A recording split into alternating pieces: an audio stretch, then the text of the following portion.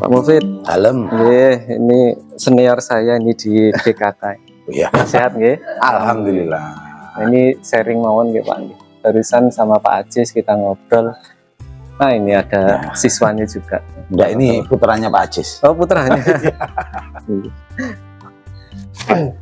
Berbagi pengalaman Pak. Jenengan kan sudah senior, sudah lama punya pengalaman yang luar biasa banyak, apalagi berkaitan dengan kepekerjaan siswa. Itu tercetusnya mulai tahun berapa jenengan Pak? Ini kalau pendidikan yang harus tujuan utamanya yang harus dipaparkan dulu yang ini yang jadi terutama SMK gitu Pak. Iya. Nggih, pripun Pak? Gini ya. Ini saya flashback ya Pak ya. Nggih. Saya ngajar itu mulai tahun 2000 di SMK Muhammadiyah.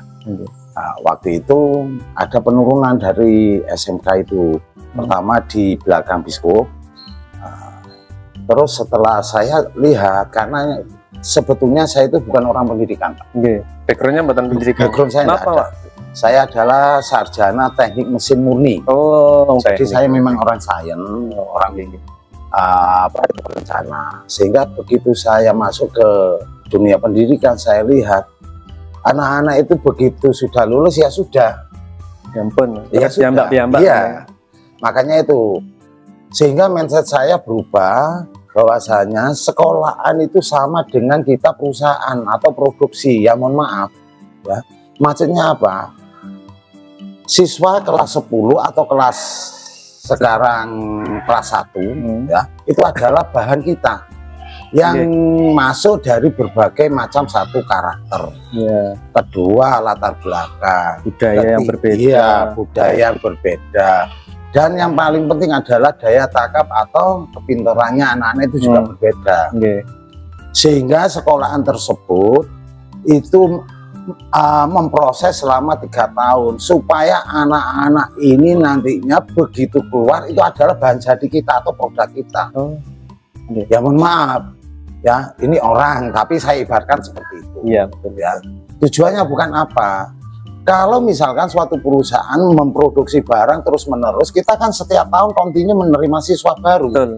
Nah, sedangkan kelas 3 harus meluluskan. Kalau sudah lulus terus anak ini kita biarkan, otomatis sama saja dengan perusahaan itu setiap tahun membuat produk. Ya, begitu kelas sudah 3 tahun produknya nggak laku jual, otomatis lambat laun maka perusahaan tersebut akan tutup. Sama dengan sekolahan. Kalau misalkan sekolahan itu setiap tahunnya menerima siswa, terus begitu kelas 3 anak tersebut kita carikan pekerjaan, begitu sudah kerja maka branding kita akan naik, terutama pada pasukan mak-mak tadi itu. Wah, mak-mak. Iya. Sehingga orang tuanya pasti bunga sudah Pak. Nggak usah kita promosi kalau gitu. Iya. Sehingga apa? Orang tuanya pasti setiap pagi pada saat dia belanja bersama, oh, anak saya sudah kerja di sana. Apalagi sekarang program di sekolah kami yaitu usia sudah 18 tahun anak tersebut harus masuk ke dunia kerja. Kita carikan. Iya. Dan kita sudah izin ke Disnaker Kabupaten, juga ke Kacabdin bahwasanya program kita seperti ini dan kita jalankan sudah 2 tahun ini. Jadi intinya bahwasanya untuk SMK sekolah apapun sudah, baik itu SD, SMP, SMA, SMK, itu adalah anak-anak itu harus setelah lulus anak itu harus kita rawat, jangan dibiarkan. Otomatis nantinya sekolahan itu brandingnya akan naik sendiri. Yang pertama. Terus yang kedua adalah tidak ada sekolahan yang besar itu bukan sekarang sekolahan itu yang muridnya banyak, gedungnya besar. Tapi sekolahan yang besar adalah sekolahan yang mampu anak-anak lulusannya itu masuk dunia kerja untuk SMK. Nah, kenapa? Karena lambat laun SMK yang tadinya kecil akan lambat laun menjadi besar. Dan itu kita sampaikan pada saat tahun 2005 masih dirjennya almarhum Bapak Mustafirin di Malang waktu itu. Kita rapat bersama, kebetulan kami diundang pada saat BIMTEK magang ke Jepang. di Hotel After Malang Batu waktu itu. Saya sudah mewakili Banyuwangi jenengan? Iya. Kebetulan waktu itu kami kebetulan aja. Sebetulnya tidak ada yang senior junior Bapak. Yang ada adalah tahu dan tidak dan mau belajar. Jadi kedepannya untuk program BKK Banyuwangi kebetulan kami sebagai koordinator forum bahwasanya untuk SMK di Banyuwangi itu saya harapkan anak kelas 3 itu sudah didata Pak. Di sekolahan kami anak sudah masuk kelas 3 itu kita data. Oh si A si B mau ke perusahaan mana. Terus nanti begitu kita cek juga tanggal lahirnya kita cek, oh anak ini sudah masuk usia 18. Kita sendirikan, terus kita serahkan data itu ke perusahaan misalkan. Contoh ya, kayak tahun kemarin bahwasanya anak ini mau kerja di Bali. Kebetulan kita di sana ada PT Sinar Sosro Bali. Akhirnya kita serahkan data tersebut. Datanya alhamdulillah dari 10 9 yang nyantol, sehingga anak tersebut sebelum lulus itu sudah bisa kerja. Dan menjadi kebanggaan sendiri Pak. Apalagi tahun kemarin kan anak-anak itu kelulusannya kan atau ujiannya itu setelah hari raya. Jadi anak-anak itu sebelum hari raya anak-anak itu sudah bisa terima gajian minimal 2 kali.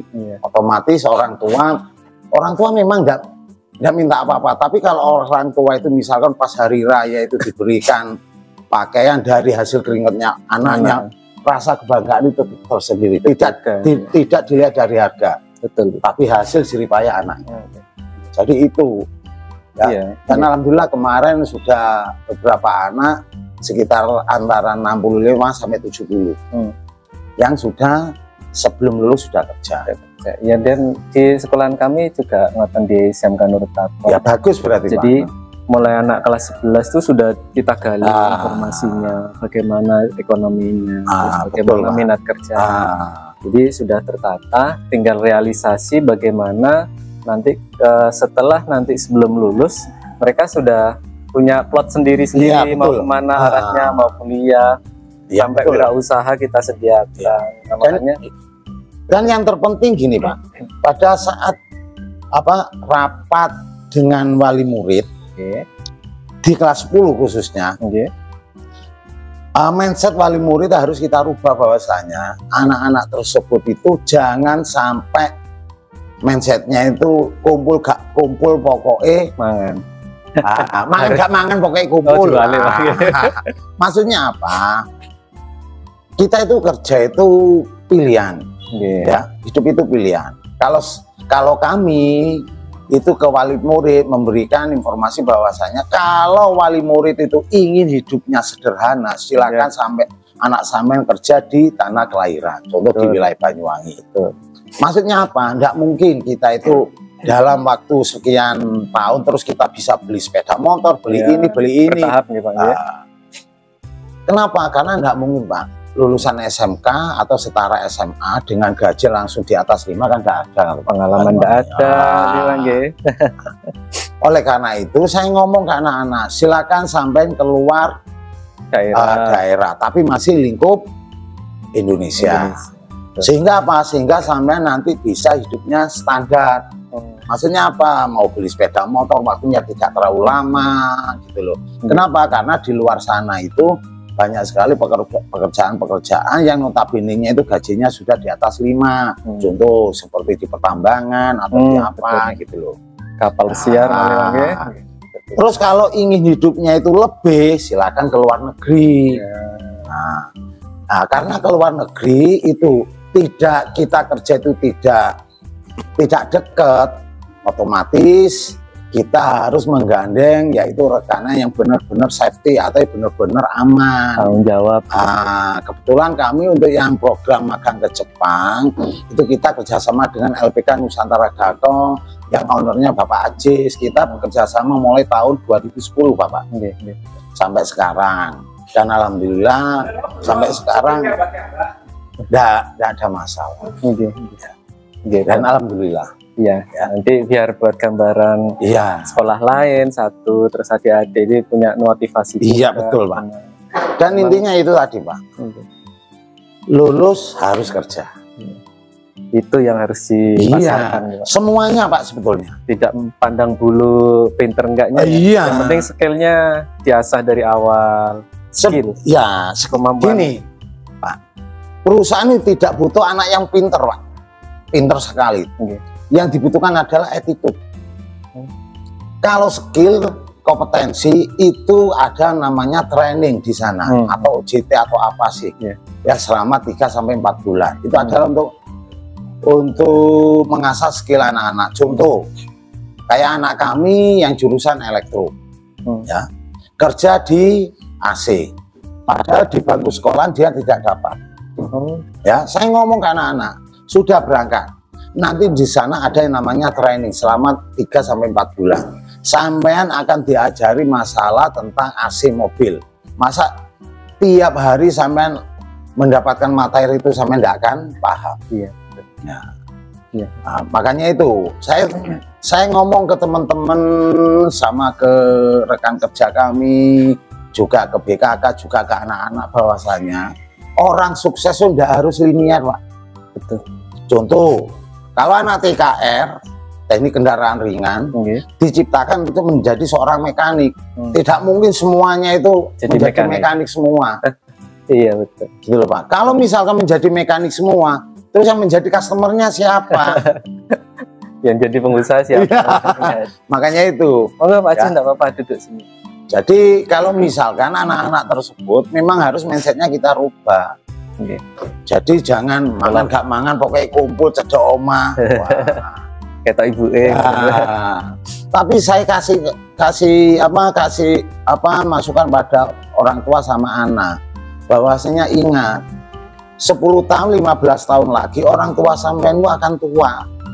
Dan 10 sampai 15 tahun lagi itu mau nggak mau sampean harus semua biaya hidup orang tua sampean itu sampean yang nanggung.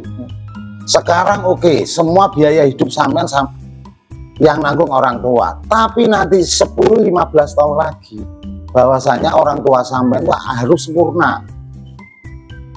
Karena purna kerja berarti sama yang nanggung.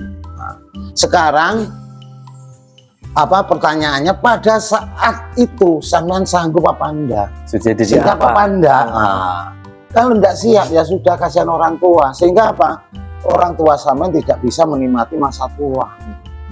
Nah, oleh karena itu kami ngomong ke anak-anak kami bahasanya program dari sekolahan, perusahaan-perusahaan yang kami gandeng adalah semuanya yang punya jenjang karir, sehingga waktu 10 sampai 15 tahun itu sampean untuk meniti karir. Begitu 10 tahun 15 tahun sampean sudah punya posisi, dan posisi tersebut punya gaji yang cukup, sehingga orang tua sampean mau purna itu sudah ayem, ada penggantinya. Iya. Regenerasi. Nah, istilahnya Pak, kalau senden bisa ono kayu jati masih ositi, masih atas maksudnya orang tua sudah purna bisa nyantai sehingga bisa menikmati masa tua. Contoh ya, di Banyuwangi dulu ada namanya anak kami namanya Febri. Ya mohon maaf ya Mas Febri, saya sebut ya nama jenengan sampean. Dulu anak ini saya 1 tahun lebih Pak, anak Tegalsari, dia anak tunggal 1 tahun lebih. Saya ngeri-ngeri, pertama ibunya yang tidak memperbolehkan, setelah itu mbahnya, memang dia anaknya orang cukup dan anak tunggal. Begitu 1 tahun lebih anak ini diterima di SBT Suzuki, ditaruh di Jakarta. Sekarang dia menjadi apa? Sekarang menjadi SA-nya di Banyuwangi, Suzuki Banyuwangi. Ya, Putra juga gitu. Ya mungkin itu ya bisa saya sampaikan. Terima kasih. Saya mohon maaf ya. Ini namanya sharing kan Pak. Iya. Terima kasih, sehat selalu Pak. Amin. Terima kasih. Assalamualaikum warahmatullahi wabarakatuh. Waalaikumsalam warahmatullahi wabarakatuh.